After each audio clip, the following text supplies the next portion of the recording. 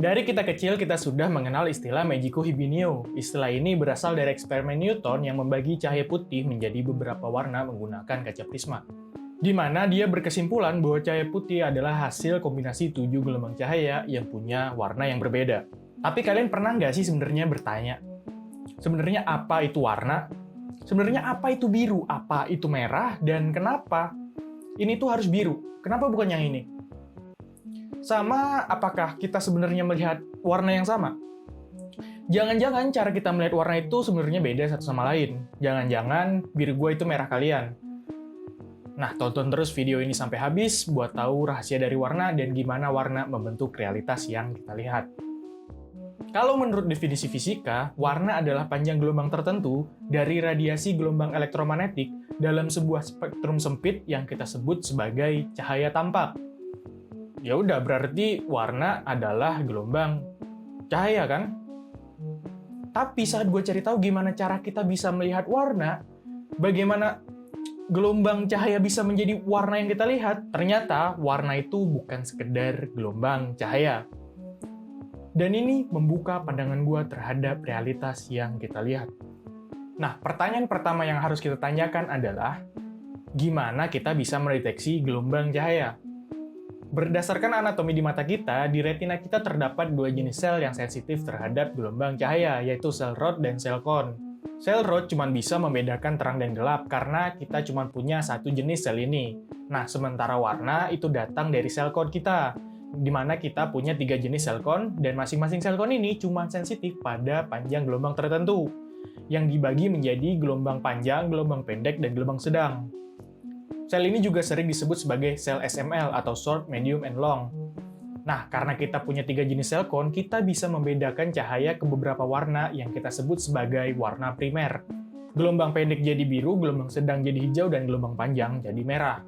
Nah, artinya kan berarti sel kon ini adalah reseptor warna kita, di mana sel kon kita yang membagi cahaya putih menjadi warna kan? Iya, tapi sebenarnya itu nggak menjelaskan fenomena tentang warna. Kenapa bisa cahaya pendek itu jadi biru? Kenapa nggak jadi hijau? Ya karena sel kon kita tidak melihat warna sebenarnya. Dalam artian iya sel kon kita membedakan gelombang cahaya, tapi dia tidak melihat warna. Karena sel kon itu cuma merasakan perbedaan panjang gelombang cahaya. Dan warna itu sendiri adalah sebuah ilusi yang cuma ada di pikiran kita. Kok bisa gitu? Karena sel kon, walaupun dia membagi spektrum cahaya menjadi pendek, sedang, dan panjang, tapi dia tidak mengirimkan informasi tentang warna. Nggak ada tuh kan cahaya yang menembus masuk ke otak kita. Yang ada, sel kon itu mengirim sinyal rangsangan berupa tegangan listrik yang cuma menandakan sel mana yang aktif ke otak kita. Kita contohkan gini misalnya, kita melihat sebuah apel. Nah, apel ini tuh akan menyerap sebagian besar gelombang pendek juga gelombang sedang, tapi akan memantulkan sebagian besar gelombang panjang.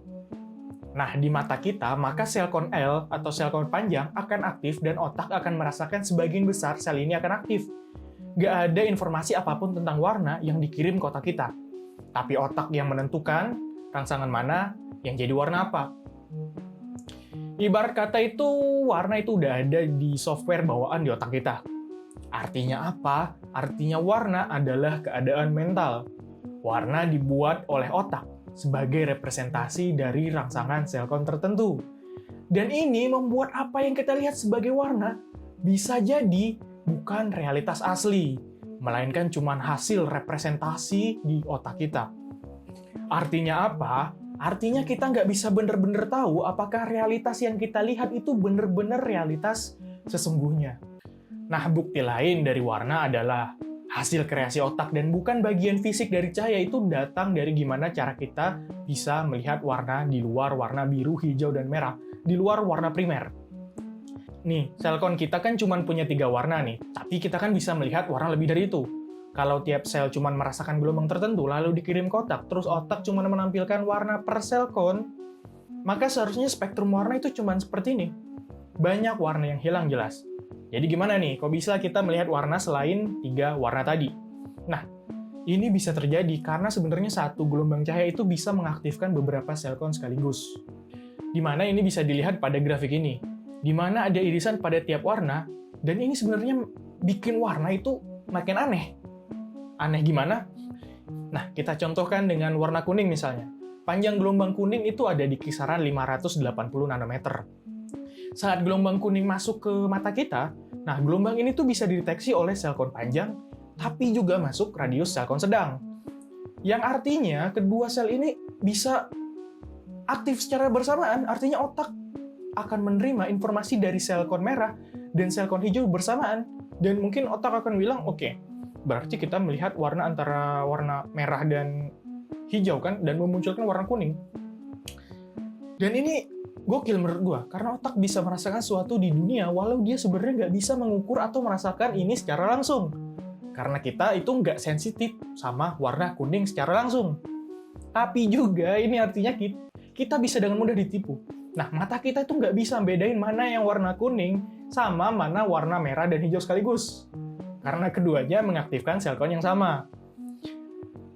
Karena hasil kombinasi warna itu ditentukan dengan penjumlahan proporsi warna, di mana selama hasil akhirnya sama, maka warna yang dihasilkan akan sama. Yang mana ini sudah terjadi di depan mata kalian. Di layar monitor atau HP kalian itu sekarang nggak ada piksel warna kuning, tapi kalian bisa lihat warna kuning kan?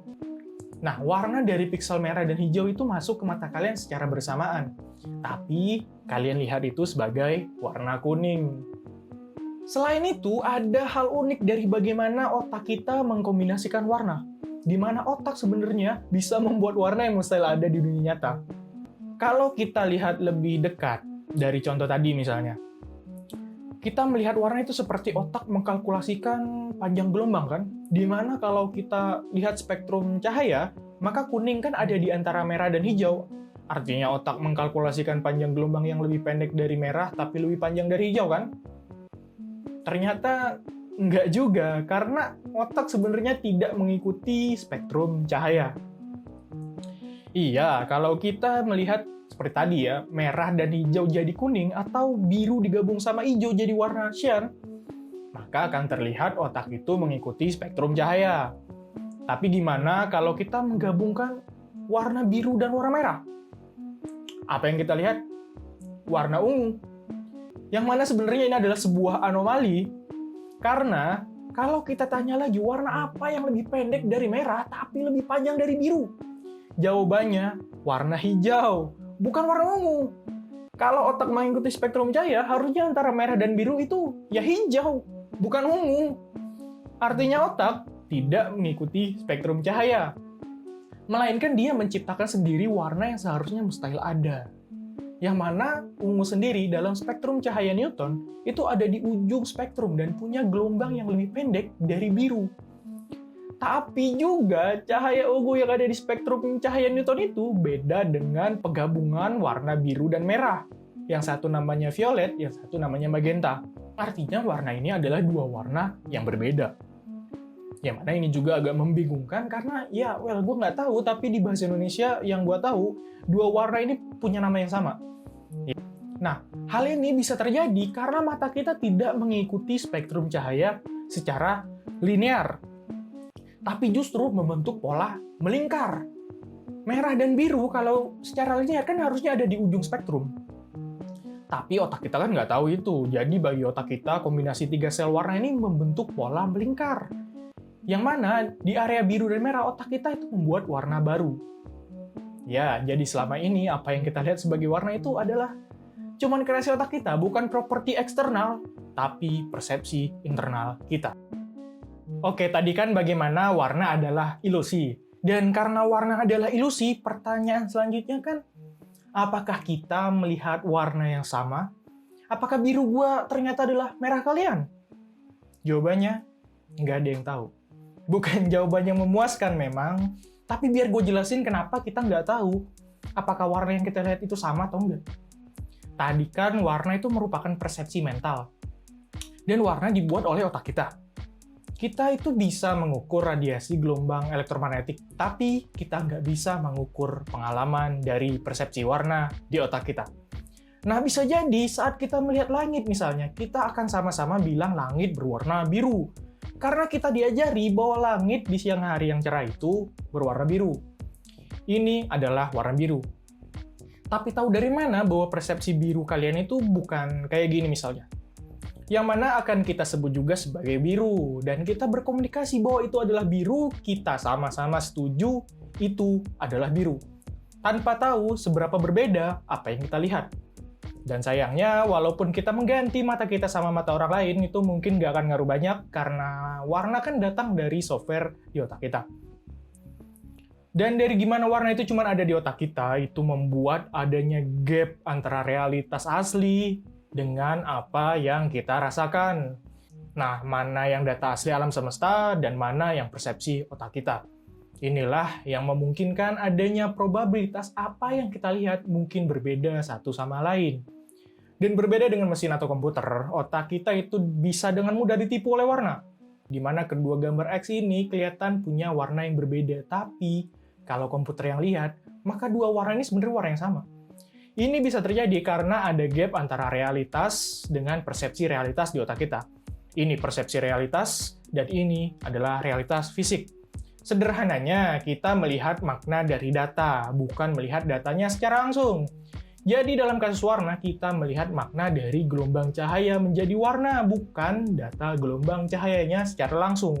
Oke, jadi kembali ke pertanyaan pertama, apa itu warna? Fenomena apa yang kita lihat? Apa itu biru? Dan mereka adalah qualia. Apa itu qualia? Qualia adalah sensasi dari pengalaman dan persepsi indrawi kita. Indra pengecap, indra penglihatan, indra penciuman mengirim listrik ke otak kita dan diubah menjadi pengalaman dan sensasi di otak kita.